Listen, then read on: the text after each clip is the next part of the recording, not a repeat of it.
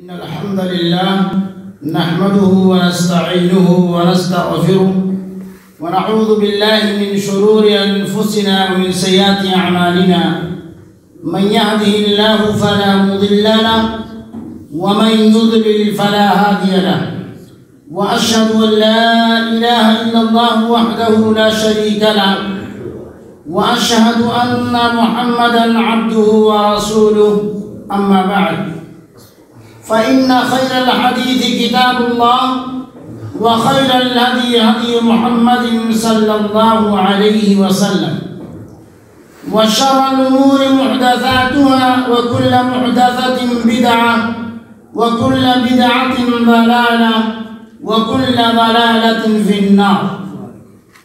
أعوذ بالله من الشيطان الرجيم. بسم الله الرحمن الرحيم. والذين يتوفون منكم ويذرون أزواجا يتربصن بأنفسهن 4 أشهر و10. دینی اور اسلامی بھائیوں، حاضرین جمعہ، آج بتاریخ 28 ربیع الآخر 1443 ہجری مطابق 3 دسمبر سن 2021 عیسوی کے اس خطبہ جمعہ میں میرا عنوان ہے بیوہ خاتون کے احکام اور اس کے مسائل۔ اولاً تمام تعریف صلی اللہ رب العالمین کی رعایت زیبا ہے جو ساری کائنات کا خالق اور مالک، مربی اور پالنہار ہے۔ درود و سلام نازل و تمام انبیاء کرام پر، خصوصیت کے ساتھ ہمارے آخری نبی تاجدار مدینہ جناب محمد رسول اللہ صلی اللہ علیہ وسلم پر۔ میرے بھائیوں، سورہ بقرہ کی اس آیت کریمہ کے اندر اللہ رب العالمین کا فرمان ہے وَالَّذِينَ يُتَوَفَّوْنَ مِنْكُمْ وَيَذَرُونَ أَزْوَاجًا يَتَرَبَّصْنَ بِأَنفُسِهِنَّ 4 أَشْهُرٍ و10۔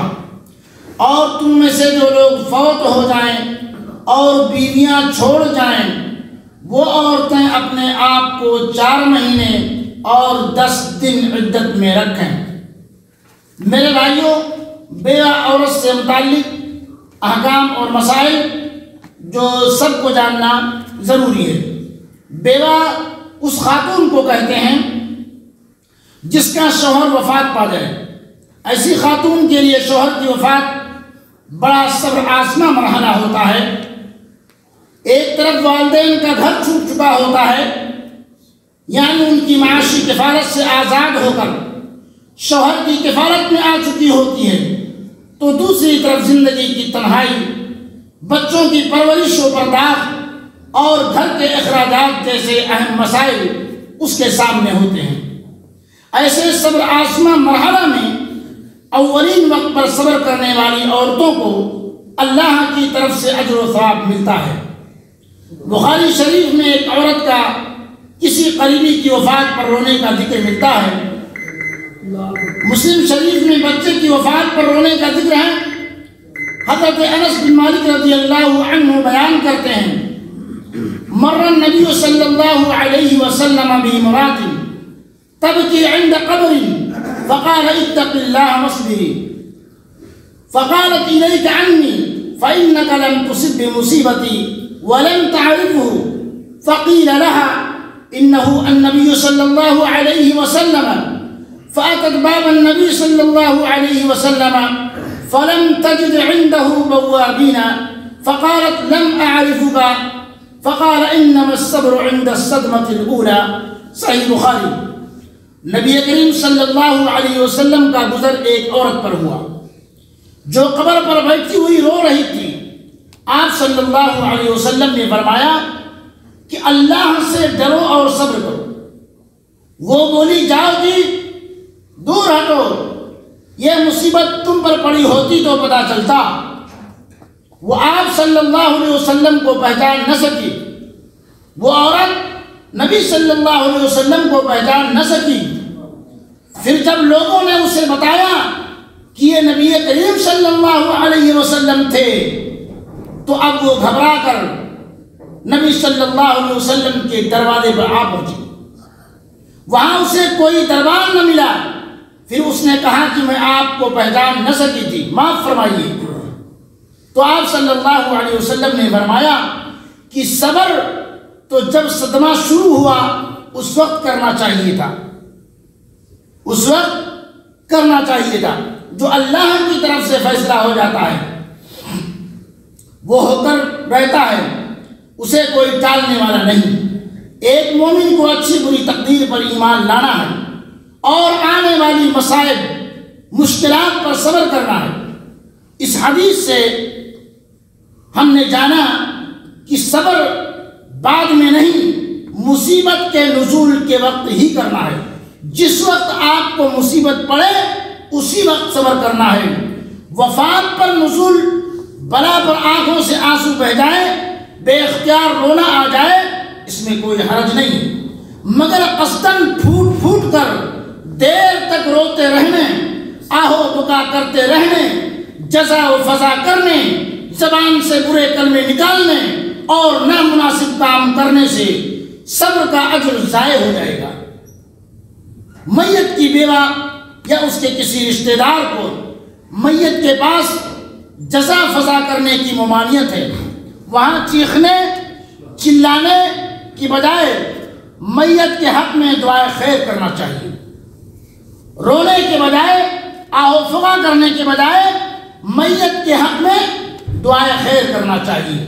ابو سلمہ رضی اللہ عنہ کی وفات کے وقت ان کے گھر والے چیخنے چلانے لگے تو آپ صلی اللہ علیہ وسلم نے فرمایا لا تدعوا على انفسكم الا بخير فان الملائكه يؤمنون على ما تقولون ثم قال اللهم اغفر لابي سلمى وارفع درجته في المهديين واخلفه في عقبه في الغابرين واغفر لنا وله رب العالمين اللهم افسح له في قبره ونور له فيه۔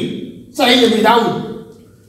اپنے لیے بد دعائیں مت کرو بلکہ اچھے بول بولو، کیونکہ جو تم کہتے ہو اس پر فرشتے آمین کہتے ہیں۔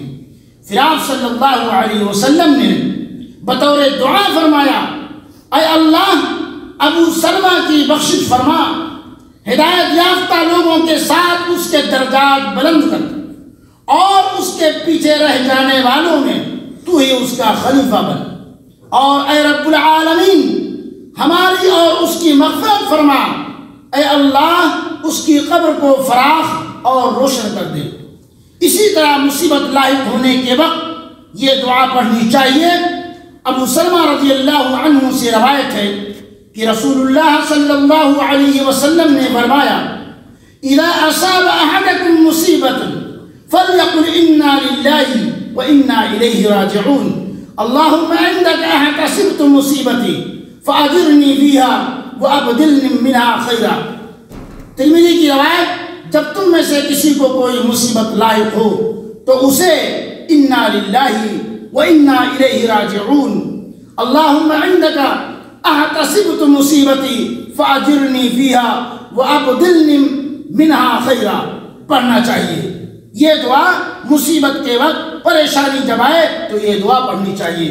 ایسے وقت میں سماج کے دوسرے افراد کو چاہیے کہ بیوہ کو دلاسا دے اور اس کی تعزیت کرے، اور اگر سماج میں مجبور لاچار قسم کی بیوائیں ہیں تو سماج کے ذمہ دار طبقوں کی ذمہ داری ہے کہ ان کی خبرگیری کرے اور ان کے ماتحتوں کی تعلیم تربیت کا انتظام کرے۔ بیوہ کے بچوں کی تعلیم ہے نا، ان کے رہن سہن، ان کی تعلیم و تربیت کا اچھے سے اچھے طریقے سے انتظام کرے۔ میرے بھائیو، بیوہ خاتون کے چند اہم مسائل۔ پہلا مسئلہ جو ہے عدت سے متعلق ہے۔ بیوہ سے پہلا جو مسئلہ ہے وہ عدت سے متعلق ہے۔ نمبر 1، شوہر کے انتقال پہ بیوہ کو عدت کے طور پر 4 مہینے 10 دن گزارنے ہیں۔ 4 مہینے 10 دن گزارنے ہیں۔ اللہ رب العالمین کا فرمان والذین یتوفون منکم ویذرون ازواجا وَيَذَرُونَ أَزْوَاجًا يَتَرَبَّصْنَ بِأَنفُسِهِنَّ 4 أَشْهُرٍ وَعَشْرًا۔ سورہ بقرہ میں آیت نمبر 234 کے اندر اللہ رب العالمین کا فرمان، اور تم میں سے جو لوگ فوت ہو جائیں اور بیویاں چھوڑ جائیں، وہ عورتیں اپنے آپ کو 4 مہینے اور 10 دن عدت میں رکھیں۔ یہ عدت 4 مہینے 10 دن یعنی بنتے ہیں 130 دن تقریباً بنتے ہیں، 130 دن بنتے ہیں۔ ان تمام بیوہ عورت کی ہے جو بڑی عمر کی ہو یا چھوٹی عمر کی، خواہ حیض والی ہو یا غیر حیض والی، اور مدخولہ ہو یا غیر مدخولہ۔ البتہ اگر حاملہ ہے تو پھر عدت وضع حمل ہوگی، یعنی عورت حمل وضع کرتے ہی عدت پوری ہو جائے گی، جیسا کہ اللہ رب العالمین کا فرمان ہے وَأُولَاتُ الْأَحْمَالِ أَجَلُهُنَّ أَن يَضَعْنَ حَمْلَهُنَّ۔ سورہ طلاق آیت نمبر 4 کے اندر ہے، اور حمل والیوں کی عدت ان کا وضع حمل ہے۔ نمبر 2، اسی طریقے سے عدت کی شروعات اس دن سے ہوگی جب شوہر کی وفات ہوئی ہے۔ اگر کسی بیوہ کو کچھ دن تاخیر سے شوہر کی وفات کی خبر ملتی ہے تو بھی عدت کی شروعات اسی دن سے مانی جائے گی جب وفات ہوئی ہو، یعنی انجانے میں گزرے ہوئے ایام بھی عدت میں شمار کیے جائیں گے، اور اس درمیان عورت سے لاعلمی میں زینت کی چیزیں استعمال کرنے یا باہر نکلنے کی وجہ سے وہ معذور ہے۔ نمبر 3، اس میں ایک اہم مسئلہ یہ بھی ہے کہ بیوہ اپنی عدت کہاں گزارے، تو اس کا جواب میرے بھائیوں یہ ہے کہ بیوہ عورت اس جگہ عدت گزارے گی جہاں شوہر کا انتقال ہوا ہے۔ بیوہ کے لیے نبی صلی اللہ علیہ وسلم کا فرمان امکثی فی بیتک الذی جاء فی نعی زوجک حتی یبلغ الکتاب اجلہ، تم اپنے اس گھر میں عدت بسر کرو جہاں تمہیں اپنے خاوند کی موت کی خبر ملی تھی، کہ کتاب اللہ کی بیان کی ہوئی مدت پوری ہو جائے۔ نمبر 4، اگر شوہر نے طلاق رجعی دی تھی، یعنی ایسی طلاق جس میں شوہر کو رجوع کا اختیار ہوتا ہے، وہ پہلی اور دوسری طلاق ہے جو اختیار ہوتا ہے، اور دوران عدت شوہر کی وفات ہو گئی تو ایسی مطلقہ رجعیہ کو 4 مہینے 10 دن بطور عدت گزارنے ہیں۔ ہاں، اگر شوہر نے تیسری طلاق دے دی یا طلاق رجعی کی عدت ختم ہو گئی، پھر شوہر کا انتقال ہوا تو اسے وفات کی عدت نہیں گزارنی ہے، کیونکہ شوہر سے جدا ہو چکی ہے۔ نمبر 5، عدت کے دوران سفر کرنا منع ہے، اس لیے حج و عمرہ کا سفر ہو یا تفریح کا سفر یا بلا ضرورت سفر، گھر سے باہر نکلنا ہو، یہ سب بیوہ کے لیے دوران عدت ممنوع ہے، لیکن وہ ضرورت کے تحت سفر کر سکتی ہے۔ مثلا شوہر کے گھر عدت گزارنا معمول نہ ہو یا دوسرے کا گھر ہو تو معمول و مناسب جگہ منتقل ہو کر عدت گزار سکتی ہے۔ اسی طرح کوئی ضرورت کی چیز لا دینے والا نہ ہو تو خود اسے باہر نکل کر اشیاء ضروریہ خرید سکتی ہے، اور اگر بیمار پڑ جائے تو علاج کی غرض سے بھی گھر سے نکل سکتی ہے۔ یعنی بیوہ کے لیے دوران عدت ضرورت کے تحت باہر جانا جائز ہے۔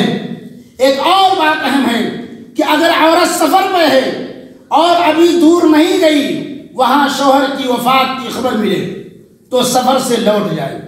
ابھی عورت سفر پہ نکلی ہے، دور نہیں گئی، لیکن شوہر کے وفات کی خبر ملی ہے تو اسے فوراً لوٹ جانا چاہیے اور شوہر کے گھر عدت گزارے۔ لیکن سفر ضروری ہو اور منزل کے قریب پہنچ گئی ہو، مثلا حج یا عمرہ کا سفر ہو، تو وہ اپنا حج اور عمرہ مکمل کر لے۔ دوسرا مسئلہ میرے بھائیوں، بیوہ کے لیے جہاں 4 ماہ 10 دن عدت گزارنا ہے، وہیں اس کے لیے ان دنوں سوگ منانے کا بھی حکم ہوا ہے۔ نبی صلی اللہ علیہ وسلم کا فرمان ہے لا يحل لامرأة تؤمن بالله واليوم الآخر أن تحد على ميت فوق 3 ليال إلا على زوج 4 أشهر و10۔ صحیح بخاری کی روایت، کسی عورت کے لیے جو اللہ اور آخرت کے دن پر ایمان رکھتی ہو، یہ جائز نہیں کہ کسی میت پر 3 دن سے زیادہ سوگ منائے۔ صرف شوہر کے لیے 4 مہینے 10 دن سوگ منانا ہے۔ اب ہمیں جاننا یہ ہوگا میرے بھائیوں کہ سوگ منانے کا اسلامی طریقہ کیا ہے۔ سوگ میں زینت اور بناؤ سنگار کی چیزیں استعمال کرنا منع ہے۔ خوشبو اور سرما سے بھی پرہیز کرنا ہے، جیسا کہ ام عطیہ رضی اللہ عنہا نبی صلی اللہ علیہ وسلم سے روایت کرتی ہیں، كنا ننهى أن نعد على ميت فوق 3 إلا على زوج 4 أشهر و10، ولا نبتعد ولا نتطيب ولا نلبس ثوبا مصبوغا إلا ثوب عصب، وقد رخص لنا عند الطهور إذا اغتسلت إحدانا من محيضها في نبذة من كست إظفار، وكنا ننهى عن اتباع الجنائز۔ صحیح بخاری کے اندر موجود ہے میرے بھائیوں، ہمیں کسی میت پر 3 دن سے زیادہ سوگ کرنے سے منع کیا جاتا تھا، لیکن شوہر کی موت پر 4 مہینے 10 دن کے سوگ کا حکم تھا۔ ان دنوں میں ہم نہ سرما لگاتی، نہ خوشبو، اور عصب یمن کے بنی ہوئی ایک چادر جو رنگین بھی ہوتی تھی، اس کے علاوہ کوئی رنگین کپڑا ہم استعمال نہیں کرتی تھی، اور ہمیں عدت کے دنوں میں حیض کے غسل کے بعد کشت اظفار استعمال کرنے کی اجازت تھی، اور ہمیں جنازے کے پیچھے چلنے سے منع کیا جاتا تھا۔ میرے بھائیوں، اس حدیث کی روشنی میں بیوہ عدت کے دوران رنگین چمکدار کپڑے، ریشمی اور زعفران لباس، زینت کی چیزیں مثلا کان کی بالی، پازیب، کنگن، ہار، انگوٹھی، چوڑیاں، کریم پاؤڈر، خوشبودار تیل، عطر، سرما، مہندی وغیرہ استعمال نہیں کرے گی۔ حیض سے پاکی پر معمولی مقدار میں بخور وغیرہ استعمال کر سکتی ہے، اور دوا کے طور پر سرما بھی استعمال کر سکتی ہے، مگر صرف رات میں۔ خلاصہ یہ ہے کہ سوگ میں عورت پر غم کے آثار ظاہر ہوں، اس وجہ سے زینت کی چیزیں استعمال کرنا منع ہے۔ سفید کپڑا ہی بیوہ کی علامت نہیں ہے، کوئی بھی عام سادہ کپڑا جو خوبصورت نہ ہو پہن سکتی ہے، اور ضرورت کی چیزیں انجام دینے مثلا کھانا پکانا، پانی بھرنے، جھاڑو دینے، غسل کرنے، کپڑا صاف کرنے، بات چیت کرنے اور گھریلو امور انجام دینے میں کوئی حرج نہیں ہے۔ یہاں تک کہ اگر کوئی ملازمت ہو اور چھٹی کی کوئی گنجائش نہ ہو تو بناؤ سگار سے بچتے ہوئے ملازمت بھی کر سکتی ہے، کیونکہ یہ ضرورت میں داخل ہے۔ بلا ضرورت بات چیت، ہنسی مذاق، گھر سے نکل کر کام کرنا الا یہ کہ بہت زیادہ ضروری ہو، ٹیلی ویژن، ریڈیو، اخبار اور موبائل بلا ضرورت استعمال کرنا یعنی وقت گزاری کے لیے منع ہے۔ خالی وقت میں بیوہ قرآن کی تلاوت، ذکر و اذکار، دعا استغفار اور کتب احادیث و سیرت کا مطالعہ بہتر ہے اس کے لیے۔ تیسرا مسئلہ میرے بھائیوں، جب بیوہ کی عدت مکمل ہو جائے، یعنی وہ بطور عدت 130 دن پورے کر لے، تو جہاں چاہے دوسرے دیندار مرد سے شادی کر سکتی ہے، اس سے تنہائی کی حفاظت اور پاک دامنی نصیب ہوگی، اور معاش کا مسئلہ بھی حل ہو جائے گا۔ سماج میں اولاد والی خاتون کا شادی کرنا معیوب مانا جاتا ہے، جو کہ سراسر غلط ہے۔ یہاں میں ان مردوں کو بھی مخاطب کرنا چاہتا ہوں جن کی بیوی کی وفات ہو گئی، وہ کسی بیوہ خاتون سے شادی کر کے اپنی اور اس کی زندگی بہتر بنا لے۔ بیوہ سے کوئی ضروری نہیں ہے کہ شادی شدہ مرد ہی شادی کرے، غیر شادی شدہ مرد بھی شادی کر سکتا ہے۔ نبی صلی اللہ علیہ وسلم کا پہلا نکاح حضرت خدیجہ رضی اللہ عنہا سے ہوا تھا۔ آپ صلی اللہ علیہ وسلم غیر شادی شدہ اور خدیجہ رضی اللہ عنہا بیوہ تھی۔ ان کے علاوہ کئی بیوہ خاتون سے آپ صلی اللہ علیہ وسلم نے نکاح کیا۔ یہاں یہ خیال رہے میرے بھائیوں کہ دوسری شادی عدت کے بعد ہی ہوگی، عدت کے دوران نکاح، پیغام نکاح دونوں غلط ہے۔ اور یہ بھی یاد رہے کہ لڑکی باکرہ ہو یا طیبہ، دونوں کو ولی کی اجازت لینی ہوگی۔ شیخ البانی رحمہ اللہ نے صحیح ابن ماجہ کے اندر ذکر کیا ہے، لا نکاح الا بولی۔ نبی صلی اللہ علیہ وسلم کا فرمان ہے کہ بغیر ولی کے نکاح نہیں ہے۔ اسی طرح صحیح ابو داؤد میں ذکر ہے کہ ایما امرأة نکحت بغیر اذن موالیہا فنکاحها باطل 3 مرات، یعنی جس عورت نے اپنے ولی کی اجازت کے بغیر نکاح کیا اس کا نکاح باطل ہے۔ یہ بات آپ صلی اللہ علیہ وسلم نے 3 بار کہی۔ بارک اللہ لنا ولکم فی القرآن العظیم ونفعنی وإیاکم بما فیہ من الآیات والذکر الحکیم، انہ تعالی جواد کریم ملک بر رؤوف الرحیم۔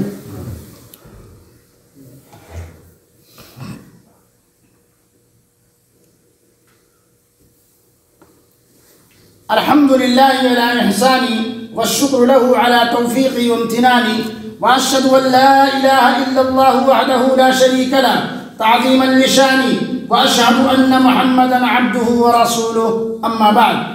چوتھا مسئلہ میرے بھائیوں، شوہر کی وفات کے بعد اس کا چھوڑا ہوا مال اس کے وارثین میں تقسیم کیا جائے گا۔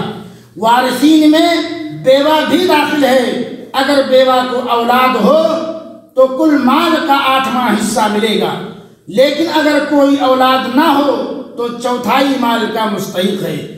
میت کی 1 سے زائد بیویاں ہوں تو 8واں یا 1/4 حصہ میں سے سب برابر برابر مال لے گی۔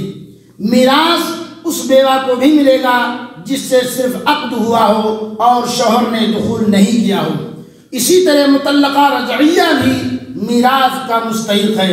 5واں مسئلہ میرے بھائیوں، بیوہ سے متعلق لوگوں میں کئی قسم کی غلط فہمیاں بھی پائی جاتی ہیں، اور اس میں سے پہلی جو غلطی ہے، نمبر 1، عورتوں میں ایک خیال عام ہے کہ بیوہ کو لازماً سفید کپڑا ہی پہننا ہوگا۔